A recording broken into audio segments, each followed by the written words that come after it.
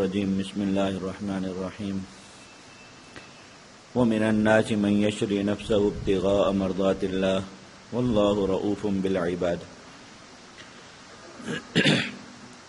اور لوگوں میں سے کچھ ایسے ہیں جو اپنی جان کو بیچ دیتے ہیں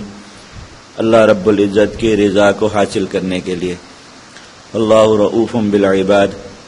اللہ تعالیٰ اپنے ایسے بندوں پر بہت مہربان۔ اس آیت کے بارے میں علامہ قرطبی رحمۃ اللہ علیہ نے اس کی شان نزول میں لکھا ہے، نزلت فی من یقتحم القتال، کہ اس شخص کے بارے میں جو دشمن کی صف پر اکیلا حملہ آور ہو جائے۔ میں نے کل سبق کے آخر میں عرض کیا تھا کہ یہ قرآن مجید کی ان آیات میں سے ہے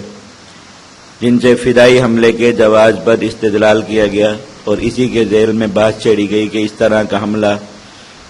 جسے اصطلاح شریعت میں اور فقہا کی اصطلاح میں اقتحام کہا جاتا ہے، اگر کتب فقہ میں اس کی بحث تلاش کرنی ہو تو اس عنوان کے تحت تلاش کی جا سکتی، اقتحام اس کو کہا جاتا ہے۔ امام علامہ قرطبی رحمۃ اللہ علیہ فرماتے ہیں کہ یہ اس شخص کے بارے میں نازل ہوئی جو اقتحام کرے، یعنی دشمن کی صف پر اکیلا حملہ آور ہو جائے اپنی دفاع کا ساز و سامان ترک کر کے۔ اللہ رب العزت نے ایسے بندے کی تعریف فرمائی، کہا کہ یہ وہ لوگ ہیں جو اپنی جان کو بیچ دیتے ہیں، یعنی عملی طور پر اللہ رب العزت کے سپرد کرتے ہیں۔ جان و مال اللہ رب العزت کو بیچنے کا سودا تو ہر مجاہد کا ہے جو بھی میدان جہاد میں آتا ہے۔ اللہ تعالیٰ نے دو جگہ پر قرآن مجید میں جہاد کو تجارت کے ساتھ تشبیہ دی۔ سورۃ التوبہ میں آیت ان اللہ اشتری من المؤمنین انفسهم واموالهم بان لهم الجنہ، اور آگے سورۃ الصف میں یا ایھا الذین آمنوا هل ادلکم علی تجارۃ تنجیکم من عذاب علیم۔ ان دونوں آیات میں اللہ رب العزت نے جان و مال کی قربانی کے عہد کو تجارت کے ساتھ تعبیر فرمایا۔ تو یہ تجارت تو ہر مسلمان مجاہد کی ہے جو بھی اللہ کے راستے میں جہاد کے لیے آئے، لیکن بیچ دینا ان لوگوں کا ثابت ہوتا ہے جو اپنی جان اللہ رب العزت کو دے دیتے ہیں اپنی رضا سے اور اپنی خوشی سے۔ نبی کریم صلی اللہ علیہ وسلم نے فرمایا کہ اول اور افضل درجے کا شہید وہ ہے جو اللہ رب العزت کی راہ میں نکلے اور وہ یہ نیت رکھتا ہے کہ بس قتل ہو اللہ کے راستے میں۔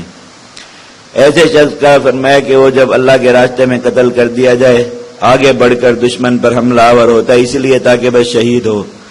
جب یہ ایسا شخص شہید کر دیا جائے اور قتل کر دیا جائے، اس کا اجر کیا ہے؟ اللہ رب العزت نے اس کا اجر نہ کسی نبی کو بتایا اور نہ کسی فرشتے کو، وہ اللہ رب العزت کے محفوظ قیامت کے دن اس کو ملے گا۔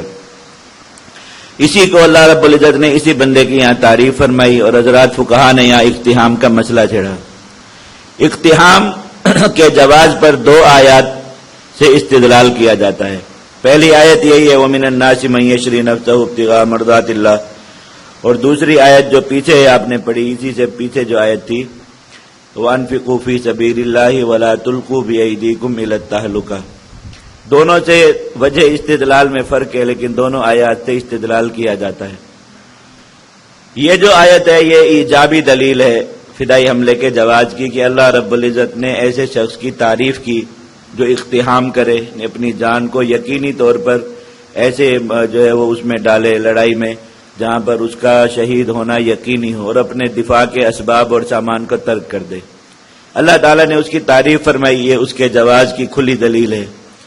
ایک دلیل ہوتی ہے سلبی۔ سلبی دلیل کا مطلب یہ ہوتا ہے کہ آپ کے ذہن میں ایک کام کے بارے میں اس کے ناجائز ہونے کی، ممنوع ہونے کی ایک علت ہو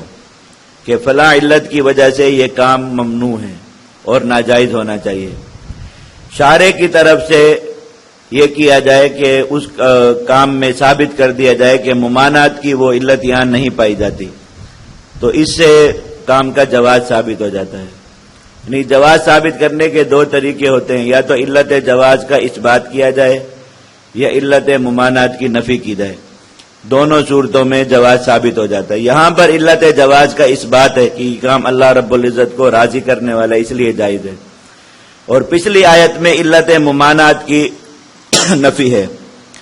فدائی حملے کے عدم جواز کی ایک ہی وجہ کسی شخص کے ذہن میں ہو سکتی ہے،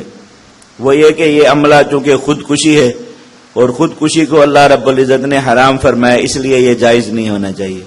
یہی ایک واحد علت۔ اور یہ علت ہے قرآن مجید کی اس آیت میں وَأَنفِقُوا فِي سَبِيلِ اللَّهِ وَلَا تُلْقُوا بِأَيْدِيكُمْ إِلَى التَّهْلُكَةِ، اپنے ہاتھوں سے اپنے آپ کو ہلاکت میں نہ ڈالو۔ اللہ تعالیٰ نے اس کی منع فرمائی تو اس کی وجہ سے خودکشی کی جتنی بھی صورتیں سب حرام ہو گئیں،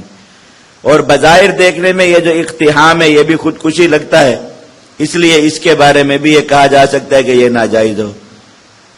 حضرت ابو ایوب انصاری رضی اللہ تعالیٰ عنہ کی روایت ہے جس میں انہوں نے نفی فرما دی کہ اقتحام خودکشی نہیں ہے، تو اس سے اقتحام کا جواز ثابت ہو جاتا ہے کیونکہ ممانعت کی علت جو ہے وہ منفی ہو گئی۔ حضرت ابو ایوب انصاری رضی اللہ تعالیٰ عنہ کی روایت جو ہے وہ صحاح اور سنن کتابوں میں موجود ہے کہ روم کے کسی غزوہ میں تھے،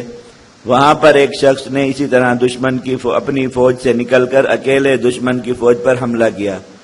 اور وہ لڑتے اندر گھستا گیا، لڑتے لڑتے وہ شہید ہو گیا۔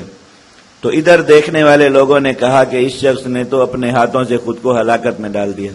اور یہی آیت پڑھی وَلَا تُلْقُوا بِأَيْدِيكُمْ إِلَى التَّهْلُكَةِ، اللہ تعالیٰ نے منع فرمایا کہ اپنے آپ کو ہلاکت میں ڈالا، اور اس نے ڈالا، گویا اس کی شہادت میں شک کیا۔ حضرت ابو ایوب انصاری رضی اللہ تعالیٰ عنہ نے ان صحابہ کو ڈانٹا اور کہا کہ آپ لوگوں نے اس آیت کی غلط تعویل لی، یہ آیت تو جہاد ترک کرنے والے لوگوں کے بارے میں نازل ہوئی تھی جس شان نزول کل پیچھے بتا دیا تھا۔ اس شخص کے بارے میں، اس نے جو عمل کیا، اس کے بارے میں تو قرآن مجید کی یہ آیت نازل ہوئی وَمِنَ النَّاسِ مَن يَشْرِي نَفْسَهُ ابْتِغَاءَ مَرْضَاتِ اللَّهِ، تو گویا انہوں نے نفی کر دی کہ آپ لوگ جس چیز کی وجہ سے اس کے عمل کو ناجائز سمجھ رہے کہ یہ خودکشی ہے اس لیے غلط ہے، تو آپ لوگوں کا یہ خیال درست نہیں ہے، ایسا عمل کرنا خودکشی نہیں ہے بلکہ اللہ رب العزت کو اپنی جان بیچ دینا ہے۔ تو اس علت جو ہے وہ ممانعت کی علت کی نفی ہو گئی، اس لیے جو اس کا فدائی حملے کا جواز ثابت ہو گیا۔ امام محمد رحمت، اسی طرح علامہ قرطبی رحمت اللہ علیہ نے ذکر کیا کہ حضرت ہشام بن عامر رضی اللہ تعالیٰ عنہ نے اسی طرح اقتحام کیا اور اپنی جو ہے وہ صف سے نکل کر دشمن کی صف پر اکیلے حملہ کیا، ہزاروں کی تعداد میں کفار پر، اور اندر گھس کر لڑتے لڑتے شہید ہو گئے۔ حضرت ابو ہریرہ رضی اللہ تعالیٰ عنہ اس غزوہ میں موجود تھے، لڑائی میں، انہوں نے حضرت ہشام ابن عامر کے اس عمل پر قرآن مجید کی آیت پڑھی وَمِنَ النَّاسِ مَن يَشْرِي نَفْسَهُ ابْتِغَاءَ مَرْضَاتِ اللَّهِ، تو حضرت ابو ہریرہ رضی اللہ تعالیٰ عنہ کے اس عمل سے بھی معلوم ہوا کہ یہ اللہ رب العزت کو راضی کرنے والا عمل ہے، خودکشی نہیں ہے، اس لیے اس کا جواز